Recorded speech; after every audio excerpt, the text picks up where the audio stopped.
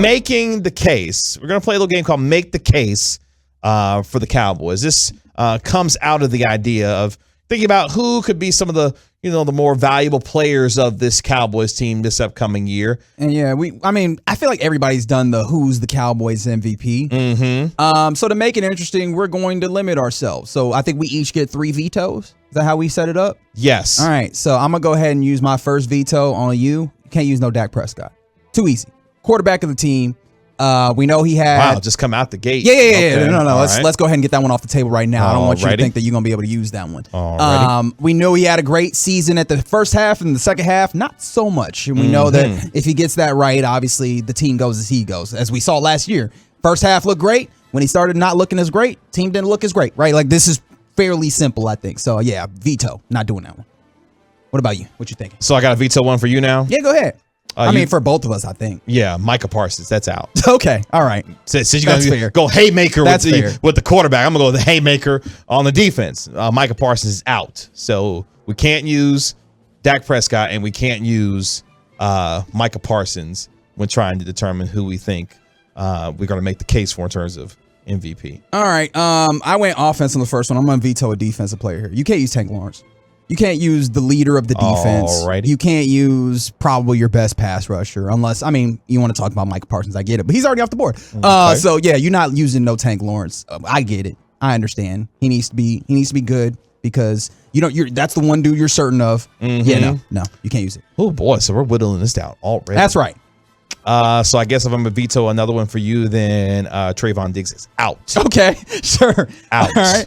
All right. We're just throwing haymakers at this point. Yeah, big time interception guy. Yeah. Big jumps. I get it. So who's out? Dak, Micah, Tank, and Trayvon. Yeah, all right. So we both got one apiece left. All right, let's see. Who am I going to take off the table for you? Oh, man. Okay. Okay, no. We're going to do Sedarian Lamb. I'm not going to let you use the wide receiver. Yeah, okay. Wow. Yeah, I get it. He needs to be the number 1 receiver now. We get it. I done heard it. We're not doing that no more. Okay, so Dak, Micah, DeMarcus, Trayvon. That's right. CD out. Who you got? Who you kicking out? I guess the last one I got to use. Oh boy, this is tough. Zach Martin, done. Cannot use Zach Martin. Okay. The rock of the defensive line. Yep. Or offensive line rather. Yep. You think he could play defensive line if he wanted to? Zach Martin can do anything. Okay. I believe that. Okay. All right. So Micah. Man, from the 817, Tank would never be MVP anyway. He ain't that good. That's crazy. All right. So Dak. Yep. Micah. That's right. DeMarcus. Trayvon. Sedarian. And Zach Martin. Off the table. So we can't use any of those dudes. No, sir. All right. So you wrote those names down? Yes, I did. Okay. So I gotta. Okay. Yeah, we gotta find the MVP of this team. Okay. Elsewhere. All right. I feel good about this. You think you got space? Yeah, I think I got it. Now this is gonna fly in the face of what I just said. I think a week ago. That's the fun of this. Make the case, buddy. I'm gonna have to make it because the dude I'm gonna name is the guy who I said after this year is not gonna be a Dallas Cowboy. But for this year. My man, if we're going to exclude the names that we excluded, Ezekiel Elliott's got to be the team MVP for the Cowboys in 2022. Okay, now here's why. Now, Zeke is out here putting that workout propaganda, best shape in your life season propaganda right now. But we talked about it during your rewatch. The first 6 weeks or so of the season, Ezekiel Elliott looked a lot like the Ezekiel Elliott of old. The bounce was there.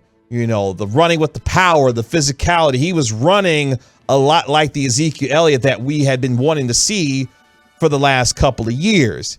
And now with a offensive line that should be more physical with Tyler Smith playing at the left guard spot, you're hoping Tyler Smith can play a majority of these games. We talked about Zach Martin being the rock on that right side as the right guard of this team. How this offensive line plays, but more importantly, how Ezekiel Elliott hopefully remains healthy for this team, running with the physicality, the power, and the balance, and more importantly, being able to get into goal line situations and being able to put the ball in the end zone.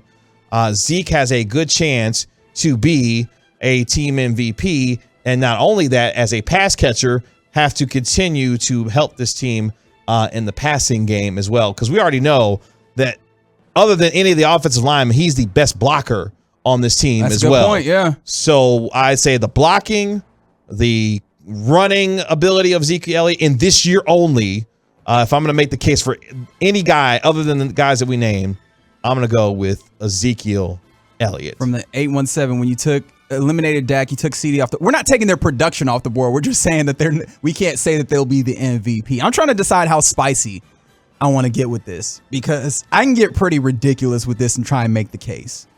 So let me start with the, I guess, more ridiculous one. Is that fair to say? Oh, you can go as ridiculous as you feel like you need to, because we eliminated all the the obvious ones here. You about to go real wild and said Brian Anger or something? No, not that wild, not that wild. Oh, okay. Can I sell you on a Leighton Vander Esch? What? Can I sell you on a Leighton Vander Esch? Please try. All right. Please. So this is the thing. What was one thing that the defense... Speaking of Cowboy, who may not be here after this year. What was the one thing that the Cowboys defense wasn't good at last year? Stopping the run. Yeah, it was really bad. Really bad at that. If Leighton Vander Esch can do a better job at, one, getting up there and fitting gaps, that can help the run stopping, one. Two, if Leighton Vander Esch can hold down the linebacker spot, you know who that frees up? Michael Parsons to rush the passer. Right? So, like, all the questions that you have about how does Sam Williams and Dante Fowler Jr. and, all the other guys, Dorrance Armstrong, Terrell Basham, Chauncey Golds, all the other guys you might want to put there at the defensive end. It gets a lot more comfortable when you got Michael Parsons up there rushing a good amount of time, especially if that linebacker spot can be held up by Leighton Vander Esch. So, okay. Look, if the defense can produce at that level, especially when it comes to run stopping and keeping, getting Michael Parsons in people's faces, which would alter passing games, then I'm feeling great about this team, right? The question I have with this defense is regression. And if you get linebacker play like that, cool. I'm not that worried about regression hitting this team that much. Okay. Did I do it kind of, or is that still too much of a stretch? I mean, you stretching. Okay. I mean, you stretching, but you made it stretch though. Okay. You stretched, but you made it stretch. I mean, Vander Esch does have to be the key to this, a key to this defense, because that linebacker room is thin.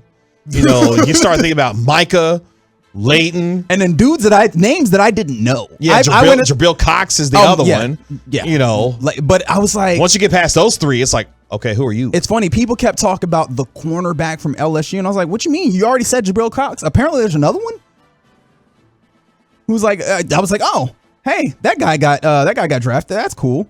So yeah. That's what we're talking about with the linebacker core. You got like a Devin Harper from Oklahoma State. I mean, he's Luke Gilford. Damone Clark is the other dude from LSU. Yeah. And I'm like, all right, so which one of these dudes are you expecting to add to this? Because I don't really know them like that.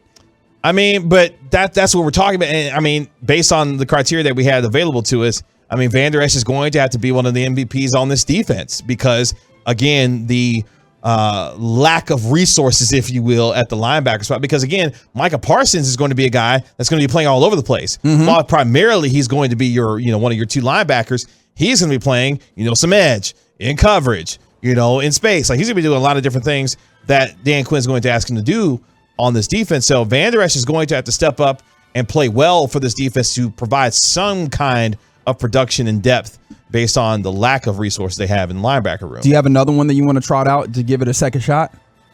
The 214 gave me one that I think is really good. I wanted to pick that one, but I was like, I don't know if I can necessarily say that. Not because he's not good, but I just didn't know how to make the case all the way around. Well, Jayron Kearse, I'll use him because the physicality that he brings at the safety position is something that's a tone setter. Because one of the things that you talked about in your rewatch as well was those first 3 weeks, who kept flashing?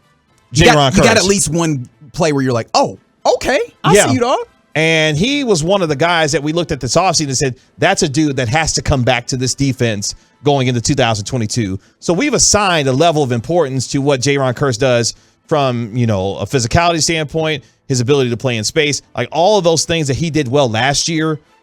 There's a reason why he has to be one of the MVPs of the secondary if we're not going to, be able to mention, Trayvon Diggs and some of the others. Jayron Kearse, I think, could be a very valuable piece to this defense in 2022. Swaggy Booties throws up Terrence Steele, which, I mean, I get why you say that. Just made me chuckle. I mean, sure, yeah. If I had to take a second stretchy guess, Dalton Schultz. Dalton Schultz, when you consider the wide receiving core is lighter than it was last year, I don't think anybody would argue that. Having a tight end that adds to your overall receiving core that is not only consistent, that helps stretch the field, that, you know, helps do those things that make a defense uncomfortable. And, you know, maybe I'm asking for a lot. Add a little bit in the, you know, blocking, you know, add a little bit of a chip here and there, right? Hey, here's the thing about Schultz and the blocking thing. He's not nearly as bad as what I think we've made him out to be, because I think it's very easy to point to some of the really missed assignments that he's had blocking-wise. Yeah, but the missed ones make me feel bad. Like they hurt my spirit. The big ones that he does miss is like, oh, he's not a great blocker. He's not nearly as bad as what I think we make him out to be. So I think that can improve for him. I'll let my rewatch tell me about that. Yeah, I mean, I think you'll see that he's not, you know, as bad as what we've tried to think he is as a blocker. But yeah, another guy who's going to have big numbers in this offense. Right. But if he starts stretching the way defenses play and helps, like, so that you're not as worried, if he can make it so that you're not as worried about Michael Gallup missing time up front, or you're not as pressed for Tolbert or James Washington to give you giant production, I think that could also help settle this offense some. Not that he already put up numbers last year, but if he can be like that really second guy to CeeDee Lamb, I think that could really be huge for this offense. Those are the cases we made for possible Cowboys MVPs after we just... Who y'all think won? I don't think any of us won because of the names that we had to get rid of. But that's just... But that's part of the game. Which was great.